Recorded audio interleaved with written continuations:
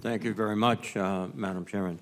I know you'll enjoy Alaska, because I've been to Alaska with Senator Murkowski, and it was terrific. I just want to warn you, though, the way they measure things in Alaska, it's how many times bigger it is than Rhode Island. So just be prepared for that, okay? Yeah. I just came from the Banking Committee hearing with Chairman Powell of the Federal Reserve.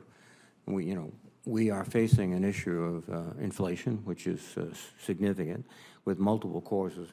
But one that everyone admits to is the supply chain. And I know we have a task force in place. Can you tell us what progress we're making on rearranging our supply chain? And just one other comment is that we built and took for granted a global supply chain built on efficiency and speed without sustainability or the ability to reconnect quickly. With the pandemic, that's been broken, and I don't know if it'll ever be put together again, but what are you doing in the task force on supply chain? Senator Reid, thank you for this question. I wish that I also were able to visit Chairman Powell's hearing, because I know how much inflation is impacting our economy and our people, and how concerning it really is.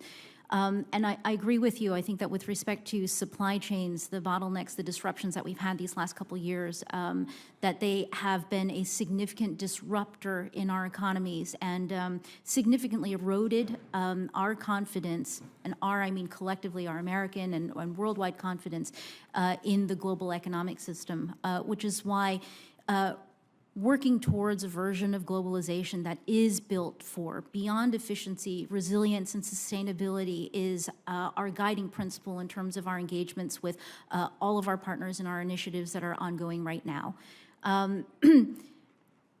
Let me say this on supply chains in particular.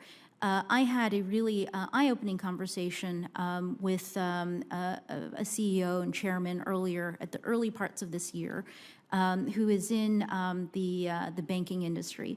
And we were talking supply chains, and he said to me, you know, as I've been looking at the supply chain challenges, what strikes me is that I would never have designed these supply chains to look like this. And at the time, I didn't quite understand what he meant by that, and I thought about it through the lens of a banker. And what has struck me is what I think is an important perspective, which is our supply chains have not taken into account risk. They have been all about efficiency. And in terms of what we can contribute from trade to building supply chains that are more resilient, I think a key part of this is incorporating into our work on trade beyond tariff liberalization is how we can incentivize countries and more specifically our firms to calculate in the risk of their supply chain design as they make their business decisions. And this is one of the key issue areas that we are raising with our trading partners and all the initiatives we have going on right now. I think that is a sensible approach. Can you give us any sense of tangible progress in this regard of rationalizing the supply chains, as you say, making them more robust and resilient? USTR was tasked with heading the supply chain task force on an interagency basis. We have a list of all of the work that we have done over the course of the last year, which I won't go into, and I will refer you to our website and let you know that it is there. But I think that the most important work is yet to come.